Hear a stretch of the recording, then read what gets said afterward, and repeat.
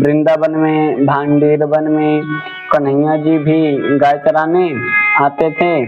गुरु जी जो बता रहे थे वो त्रेता द्वापर आदि युगों का बता रहे थे, द्वापर में बता रहे थे, कथा सुना रहे थे। जो भोंदू नाम का भक्त था, बालक था, शिष्य था गुरु जी का, वो समझ नहीं पाया। फिर गुरु जी द्वारका की बात बता रहे हैं। वह भोंदू नाम का जो भक्त था, भगवान जो भी गुरु जी सुनाते वह सब सत्य मानता जाता, सब सत्य विश्वास। अब गुरु जी सुना रहे हैं, कन्हैया आते थे, गाय चराते थे, नन्हे नन्हे पाँव, घुंघराले बाल और कटीली सी मुस्कान और कानों में कुंडल पहने हुए, बैजंती माला, बांसुरी लिए हुए नन्हे से कन्हैया मुटुक मुटुक चल रहे हैं। बहुत प्यार से गुरु जी सारी बात बताते हैं। भांडेर वन में आते थे कन्हैया गैया चराने के लिए और कदम के वृक्ष के नीचे बैठते थे, यमुना जी के तट पर बैठते थे। ये सब गुरु जी अपने शिष्यों को सुना रहे हैं।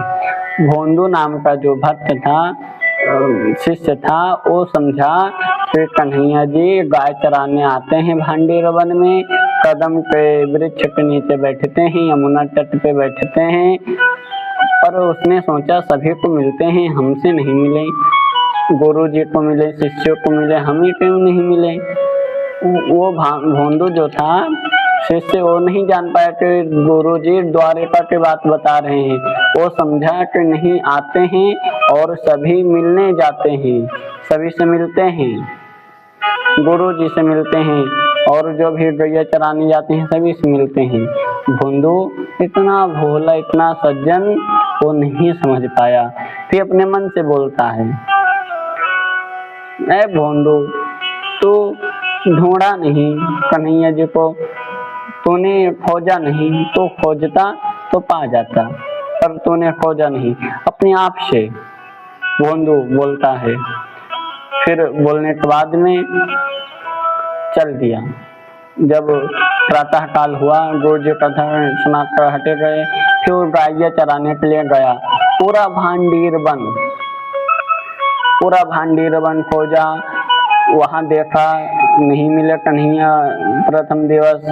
फिर दूसरे दिन गया, फिर खोजा, यमुना जी का तट और सारे वृक्ष जहाँ छाँव हैं, गुरु जी कहते थे जब जहाँ छाँव होता है वहाँ बैठते हैं कन्हैया, कदम के वृक्ष के नीचे बैठते हैं, यमुना जी के तट पर बैठते हैं, सारे जगहों पर खोज लिया, नहीं मिले कन्हैया। फिर तीसरे दिन, फिर चौथे दिन, जब 4-5 दिवस बीत गया, कन्हैया नहीं मिले, भोंदू निराश हो गया। गुरु जी ने तो बताया था वो आते हैं गैया चराने, यहीं बैठते हैं छाँव में यमुना जी के तट पर, वो ऐसे हैं, वो ऐसे हैं। भोंदू निराश हो गया। ठाकुर जी ने सोचा मेरा इतना प्यारा भोला सा भोंदू नाम का भक्त है, कितना निराश हो गया है। ठाकुर जी से रोका नहीं गया, वो दौड़े हुए चले आए भोंदू के पास में।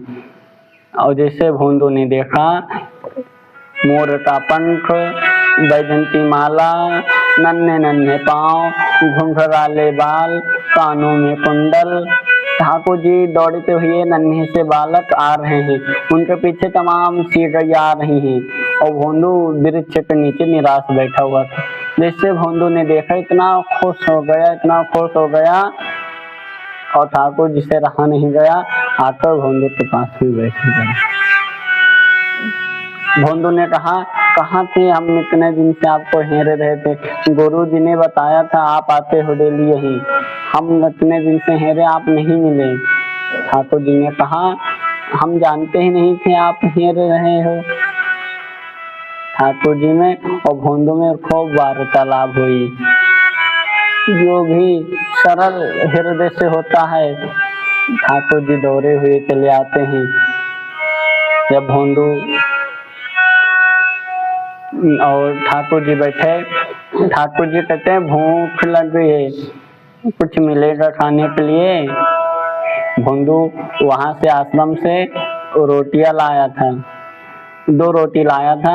ठाकुर जी 1 रोटी ले लिए और 1 रोटी भोंदू ने नहीं दिया। ठाकुर जी कहे और दो, भूख लग गई है। भोंदू ने कहा आधी आप ले लो, आधी मैं ले लो, मैं भी तो खाऊंगा, मैं भूखा रह जाऊं। भोंदू इतना सरल, इतना भोला भोंदू ने कहा मुझे भी खाना है, मैं भी खाऊंगा। फिर ठाकुर जी आधी रोटी पाए, आधो भोंदू ने पाया, चले गए। दूसरे दिन फिर आया भोंदू, फिर वही लीलाएं हुई। तीसरे दिन की बात है, दूसरे दिन जब ठाकुर जी और भोंदू भोजन पाए, रोटी पाए, ठाकुर जी ने कहा मुझे और भूख लग गई है, और 2 रोटी। भोंदू ने कहा अब नहीं है। ठाकुर जी ने कहा कल जाना तो रोटी ज्यादा लाना, मैं भूखा रह जाता हूँ।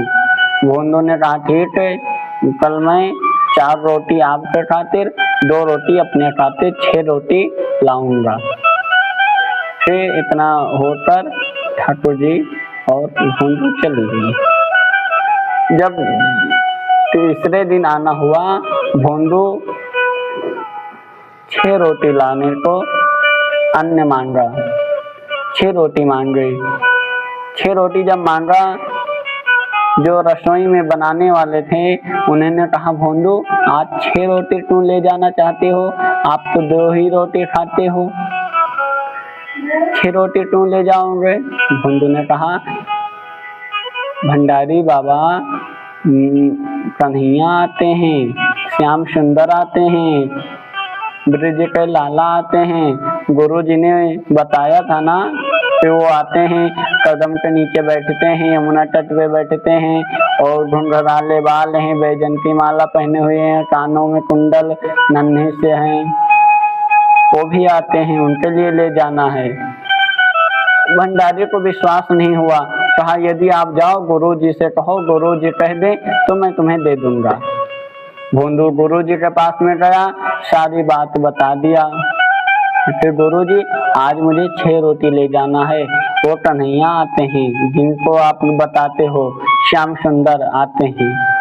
गुरु जी ने सोचा भोंदू कभी झूठ नहीं बोलता, भोंदू सत्य हमेशा बोलता है।